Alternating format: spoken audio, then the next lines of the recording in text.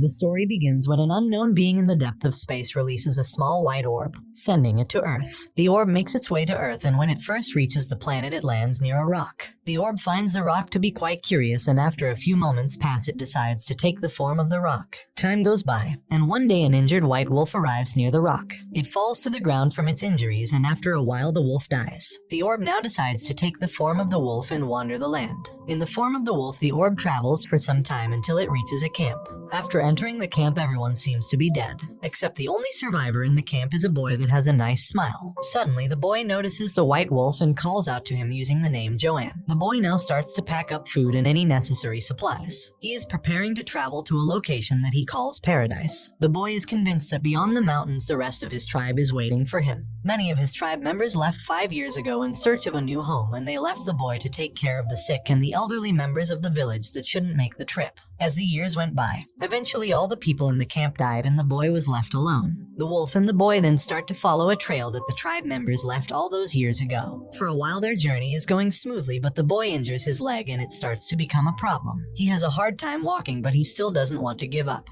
After some time, they stumble upon the remains of a caravan. There are also several graveyards and tombstones. The boy realizes that his entire tribe died, so he becomes distraught and decides to return home. As he returns home, his injury worsens too much and he is slowly dying. After some time, the boy is on the verge of death and he looks at the white wolf. He tells Joanne that he hopes he will remember him forever. The boy then takes his last breath of air and dies. The orb looks upon the boy, who now seems like just an empty shell. After a while, the orb transforms from the wolf into the boy. The orb now, as the boy continues its journey to explore this new life. The orb decides to honor the boy's wishes and travel around the world and live the life he wanted for himself, as a way to honor the boy and his dreams. The orb that is now in the form of the boy travels for quite some time, going all around the south exploring new lands. Because the orb has no knowledge of human life, it keeps dying. He manages to get fatally clawed by a bear, die from starvation, injuries, and other elements. But every single time, the orb just regenerates the body and continues its journey. After some time, the boy reaches a small village. In the village, the people are planning to sacrifice a little girl called March. They are doing this human sacrifice to please a god that is called Onaguma. They believe that with this sacrifice, they will be spared and have more success in their fields. The villagers take March and take her towards the mountain to the altar. Before she can be sacrificed, her friend called Peron intervenes and distracts the villagers, giving March an opportunity to escape. While March makes her escape, she runs into the boy, who is in the middle of a regeneration. Right behind her are the villagers, but when they see the boy changing shapes and forms, they get scared and run away. March and the boy spend some time together and she gives him some fruit to eat. The boy devours it like an animal, as it's the first time that the orb has tasted food. The boy and March then take a rest for a while. March has a nightmare that the villagers have found her friends and sister and are sacrificing them to Onaguma as her replacement. March then decides to go back to the main road, and the boy follows her like a little dog. She is a special human and the orb feels safe with her. March proceeds to make friendly fun of the boy for acting like a kid. We then see Perona is captured by the villagers and tied to a post. However, a giant bear suddenly arrives and begins eating the nearby guards. Perona uses the commotion to cut off her restraints with a blade. At that moment, the bear notices her and rushes to attack, so Perona jumps over a cliff to escape the wild animal. In the meantime, a woman called Hayes leads the party to find March and take her to be sacrificed. After searching for some time, they manage to find the boy and march together in the woods. March was teaching the boy how to eat like a human and speak. Hayes takes March and carries her to the altar, where she sedates her so that she can't escape. They tie March to the altar and wait for their god to arrive. Suddenly, the giant bear appears and the villagers think that the bear is actually their god Onaguma. Hayes and her group decide to leave and let the god feed. Perona rushes to save March, and she is also joined by the boy, who seems to have grown fond of her. Hayes is impressed with their bravery and wants to see what happens with the bear. Perona tries to free March but is knocked out by the big beast. The boy then transforms into a giant white wolf and attacks the bear, biting off its face and defeating it without problem. The villagers are terrified and confused. Hayes then says that March, Perona, and the boy can be spared, but only if they join Hayes on her journey towards the nation of Yaname. March and Perona decide that this is their best option and accept the invitation. The orb in its wolf form finally speaks. It says thank you, the words that March was trying to teach it. Hayes takes Perona along with March and the boy on a long journey to Yaname. March decides to name the boy Fushi, as she wants him to have something of his own. At first, the journey is pleasant and Hayes lets the group eat food from various stands and have fun. But this changes rather quickly as Hayes puts a substance into their refreshments. The group wakes up and Fushi gets attacked by prisoners who have lost their minds. During the fight, it is revealed that the boy named Fushi is indeed immortal. During this painful experience, Fushi learns a new phrase, "It hurts." In order to escape the angry prisoner, Fushi transforms into a wolf and runs away. He is then shot by poisoned arrow to stop him in his tracks. March gets super worried about Fushi and helps him with his injuries, removing the arrow that was stuck in him. Perona then comes up with a plan that might set them free. She thinks that they could find the bear and bring it back to the village to prove that sacrifices to Onigam are no longer necessary. March and Fushi are caught while they are searching for the bear corpse. Ace and her helpers force March to heal the bear. They try and treat the bear's wounds, but it dies shortly after. While sneaking around, Perona accidentally falls into a shed and is spotted by a guard. She decided that her plan needs to happen right away. Perona manages to get to March and Fushi, and all three of them escape but are also chased by the villagers from Yaname. Perona is viciously attacked, and just before she is finished, March sacrifices her life to save her friend. After seeing his friend get hurt, this causes Fushi to go into a rage, and in turn he transforms into a giant bear and demolishes all the enemies around them. March dies and Perona is heartbroken. Later she goes to visit March's parents and tell them all about their daughter. Soldiers from Yaname still want to capture Fushi, however Perona manages to convince them to give up their pursuit.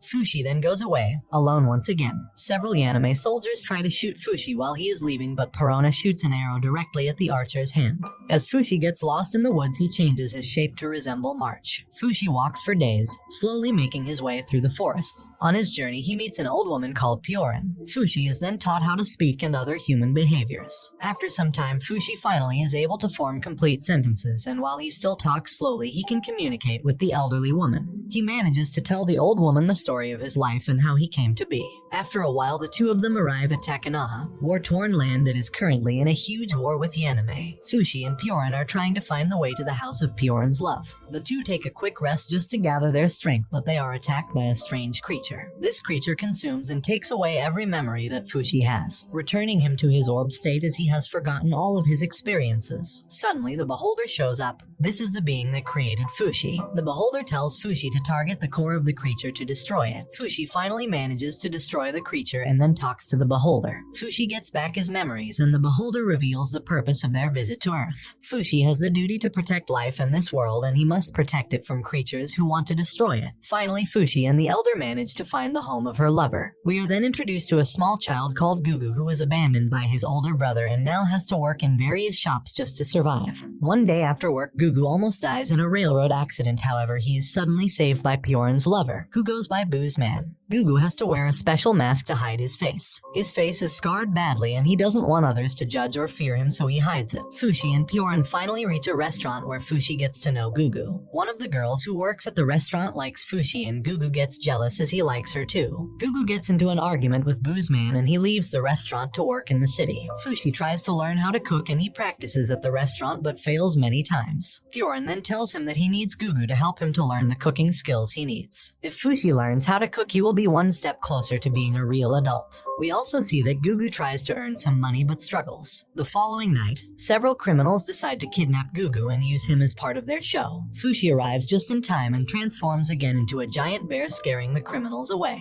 Fushi then asks Gugu for his help and the two boys become friends. Fushi finally manages to make some food and gives it to Gugu. The two boys talk about the concept of life and death. Fushi reveals that he can take the form of anyone who dies. So Gugu makes him promise that after he dies, Fushi will take his form and carry on living. Fushi agrees and promises this to his new friend. Gugu then loses his mask, which helps him hide his face, so Fushi goes to find it and the two friends return to the restaurant. Fushi manages to find Gugu's mask, but he is then attacked by a mysterious creature. Fushi gets overpowered by something called the Knockers, but Gugu manages to save him at the last minute using fire. After those events, Gugu goes back to the restaurant where he teaches Fushi how to properly cook. The two boys form a beautiful friendship and Fushi is truly happy for the first time. 4 wonderful years pass and Fushi is proud of his progress as a human. He is even proud that his facial hair has started to grow on its own. However, his happiness doesn't last much longer as all of a sudden the beholder appears, telling him that he must leave this area. Fushi refuses as he wants to stay with Gugu and his new friends. He doesn't want to leave his community. One of the girls in the town, called Rianne,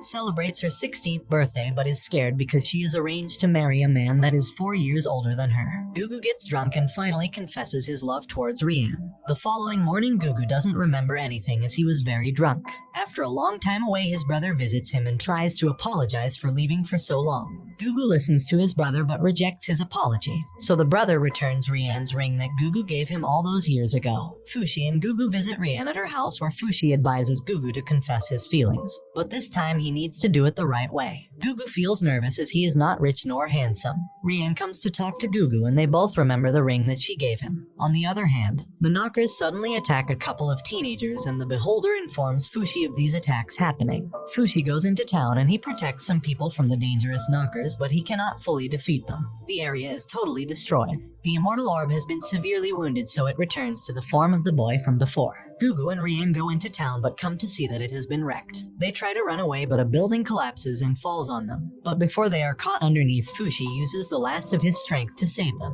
Fushi then realizes that he only managed to save Rian and Gugu is dead.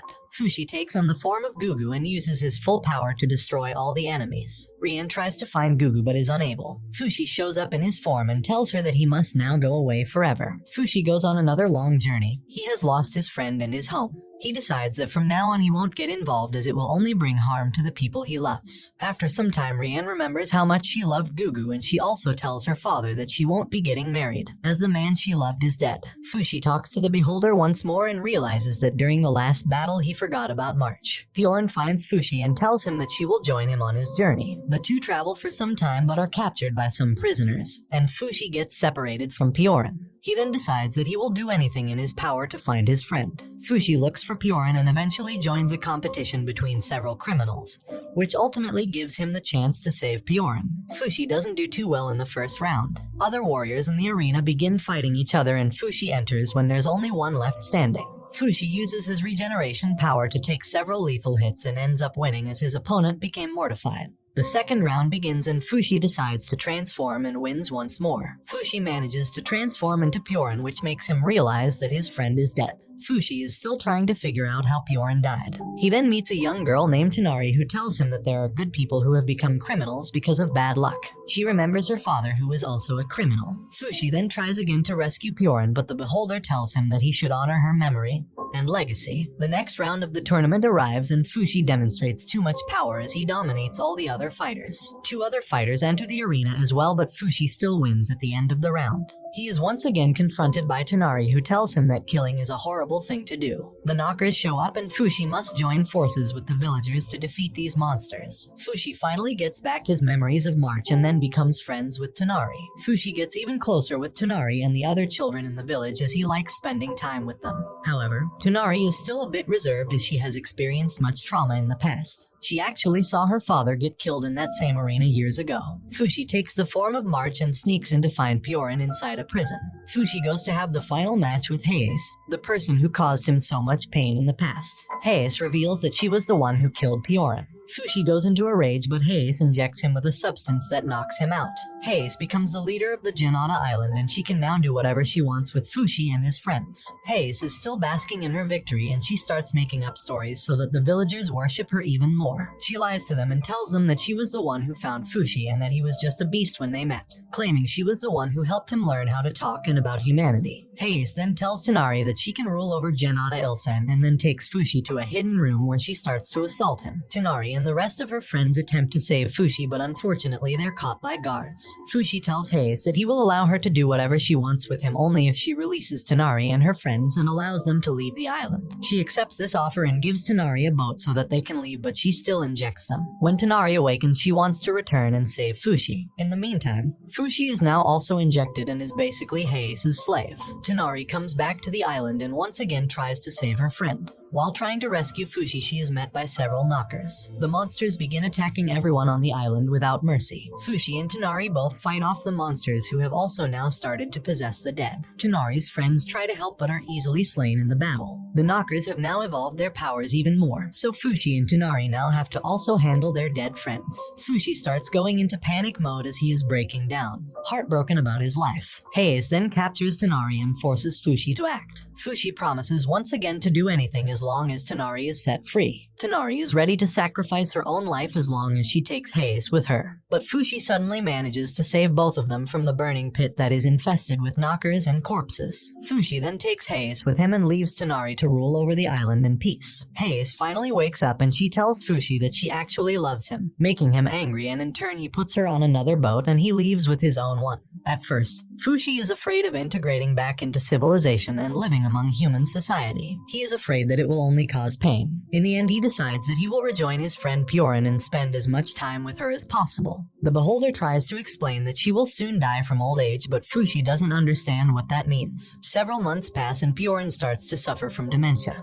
Fushi doesn't understand what is happening and tries his best to take care of his friend. A man saves Hayes and brings her to his hut to recover. However, Hayes actually merges with a knocker and takes out the man and escapes. Purin approaches death and she speaks with the beholder. She asks him to be reborn as someone who will help Fushi on his journey that will probably last forever. She then dies and enters paradise where she meets with the beholder. The beholder holds her essence, which looks very similar to Fushi's original orb form. Fushi realizes that Purin has really gone. He is distraught for the loss of his friend and reminisces on all the happy memories they had on their journey. Decades pass and we see that Fushi is now a lot older and he is still fighting and killing knockers. And this brings the anime to an end. Don't forget to like and subscribe if you enjoyed, and turn on the notification bell so you never miss out on another video. Until next time, take care.